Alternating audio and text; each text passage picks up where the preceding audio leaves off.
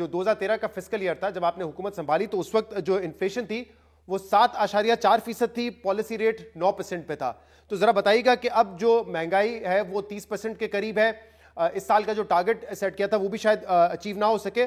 آپ لوگوں نے کہا ہے کہ اگلے 5 سال میں جو انفلیشن ہے وہ 4 سے 6% ہوگی, اور جیسے بھی آپ نے بتایا کہ سنگل ڈیجٹ میں 2025 کے اینڈ تک انفلیشن کو لے کے جائیں گے. اب یہ کیسے ممکن ہوگا, کیونکہ آئی ایم ایف پروگرام میں بھی ہوں گے, ممکن ہے وہ کہیں کہ گیس کی قیمتیں مزید بڑھائیں, اپنا جو الیکٹریسٹی ٹیرف ہے اس کو ریشنلائز کریں, تو یہ کیسے ممکن بنائیں گے؟ بیس افیکٹ کے علاوہ کیا ایسا کریں گے جو مہنگائی میں کمی ہوگی؟ دیکھیں, آپ نے 5 سال اگر بات کرنی ہے اوپننگ فگر کی تو آپ نے پھر 5 سال کو لینا ہے. The average inflation between 2008 to 2013 was 12%.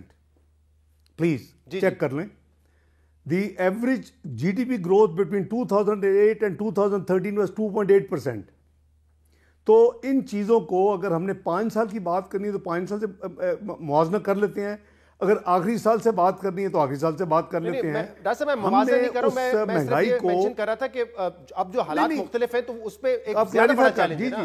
میں یہ عرض کر رہا ہوں کہ 2008-2013 میں جو مہنگائی کی ایوریج شرح تھی 12% تھی, اور ہم اس کو ریڈیوس کرتے کرتے جو آخری سال میں چھوڑا, جس کو بھی آپ نے فرمایا کہ 7.6 یا 7.8, وہ ہم نے 4% کے پاس چھوڑا. اور جو آپ نے جی ڈی پی کی گروتھ جیسے میں نے عرض کیا کہ کی تھا وہ ایوریج تھی 2.8% اور ہماری ایوریج تھی 4.8%. تو بات یہ ہے کہ جی ڈی پی جب تک معیشت کا پہیہ نہیں چلے گا, فرینکلی آپ کی کوئی دوسری جو چیزیں ہیں, جو عوام کے معاملات ہیں, وہ ٹھیک نہیں ہوں گے. تو اس کے لیے جب آپ نے پالیسی ریٹ کا ذکر کیا, دیکھیں یہ سائیکل ہے, آپ کو بھی پتہ ہے کہ یہ بیل کیسے گھومتا ہے.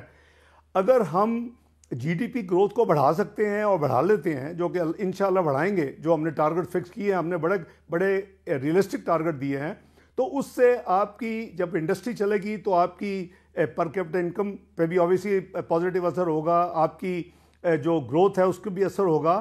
لیکن اس کے ساتھ ساتھ آپ کی مہنگائی نیچے جائے گی. جب مہنگائی نیچے جائے گی تو آپ کی جو پالیسی ریٹ ہے شرح سود اسٹیٹ بینک کا وہ نیچے جائے گا, کیونکہ اس وقت تو پیگ ہوا ہے آپ کی اپنی انفلیشن کے ساتھ. تو جب وہ نیچے جائے گا تو obviously this will give a relief. تو یہ ایک کمپلیمنٹری سرکل ہے جو کہ 5 سال میں اس کو جہاں لے کے جانا ہے وہ ہم نے وہ بھی عرض کر دی ہے کہ پہلے 20-25 کے اینڈ تک ہم مہنگائی کو کہاں لے کے جائیں گے, جو آپ نے فرمایا سنگل ڈیجٹ یا 10%, اور جو ہم آخر میں چھوڑیں گے وہ ہمارا وہی ہے 4 سے 6% جہاں ہم نے چھوڑا تھا.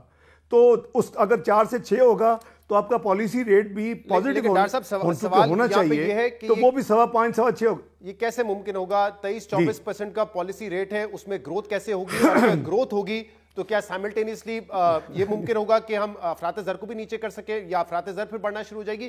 یہ ممکن کیسے بنائیں گے؟ دیکھیں, you have to value the expertise and the delivery of a government. اور ہم ہوا میں بات نہیں کر رہے, ہم اپنی ڈلیوری کے بیسس پہ بات کر رہے ہیں.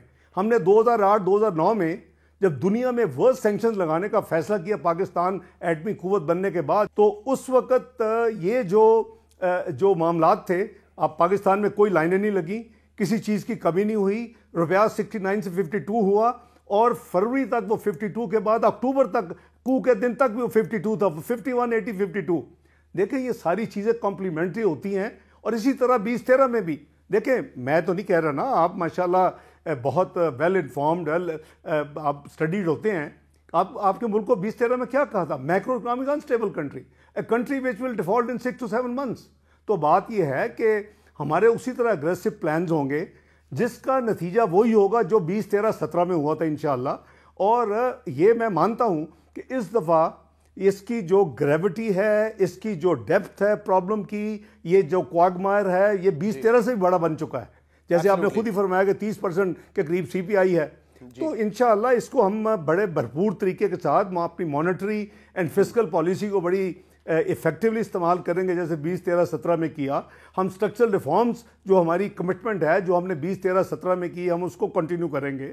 ہم اپنے اسٹیبلائزیشن میئرز کو انووک کریں گے. ہم اس کے ساتھ ساتھ ہم جو غریب سے غریب لوگ ہیں جس کو ہم نے یعنی 40 ارب سے اٹھایا ہم نے بے نظیر انکم سپورٹ فنڈ اور ہم اس کو 144 بلین پہ لے گئے. اس دفعہ ہم نے اس کو 470 پہ پہنچا دیا. تو بات یہ ہے کہ ہمیں ان کا بھی خیال رکھنا ہے. جی ڈاکٹر صاحب یہ بتائیے گا کہ اگر آپ کہہ رہے ہیں کہ 1 کروڑ نوکریاں آپ نے 5 سال میں دینی ہے وچ مینس کہ پاکستان کو 5 سے 6% 5 سال تک گرو کرنا پڑے گا تب اتنی نوکریاں دیں گے, یا تو پھر یہ کہیں کہ آخری 2 سالوں میں ہم 7-7.5% سے گرو کر رہے ہوں گے. دوسرا 4 کروڑ لوگوں کو پاورٹی لائن سے نکالنا یہ بھی کوئی 6-7% کی گروتھ کے بغیر ممکن نہیں ہے. میں آپ سے اتفاق کرتا ہوں. دیکھیں یہ ایک تو آبویسلی یہ پبلک سیکٹر میں بھی ہمارا جو پی ایس ڈی پی ہوگا جو کہ آپ کی اکانومی کو بوسٹ دیتا ہے اس پہ بھی انحصار ہوگا, لیکن پرائیویٹ سیکٹر سے اس سے بھی زیادہ انحصار ہوگا. اور جب ہم یہ اس کو 13-17 کی طرح پہیے کو چلائیں گے تو یہ گرو کرتا جائے گا. پھر وہ اللہ کرے ٹائم آئے کہ جب پاکستان کو 2016-17 میں جیٹرو نے کہا کہ Pakistan is likely to be the second choices place for foreign direct investment, اور چائنا سے اس وقت انڈسٹری ڈسلوکیٹ ہو رہی تھی, وہ ری لوکیٹ ہو رہی تھی کیونکہ وہاں لیبر کاسٹ پاکستان سے زیادہ بڑھ چکی تھی. آپ کو یاد ہوگا شہزاد صاحب کہ کینڈیڈیٹس کون تھے؟ نیپال, سری لنکا, پاکستان, بنگلہ دیش. وی لاس دی اپرچونٹی. آئی وش کہ وہ جو drama Dawn drama and Panama drama تھا اگر وہ نہ ہوتے تو آج پاکستان G20 کے بہت قریب ہوتا, جس کی پریڈکشن ہم نے نہیں یا کسی پاکستانی اکانومسٹ نے نہیں, پرائس واٹرہاؤس کوپرز نے کی تھی. تو میری گزارش یہ ہے کہ ہمیں مناص القوم, اور میں بلیور ہوں کہ ہمیں سب کو اکٹھے لے کے چلنا ہے. یہ ایسی ایک چیز ہے کہ ہمیں پاکستان کو اس کوگمائر سے نہ صرف باہر نکالنا, خدا کے لیے ایک دفعہ تو اس ملک کو وہاں لے جائیں جہاں یہ معاشی طور پہ ناقابل تسخیر ہو جائے.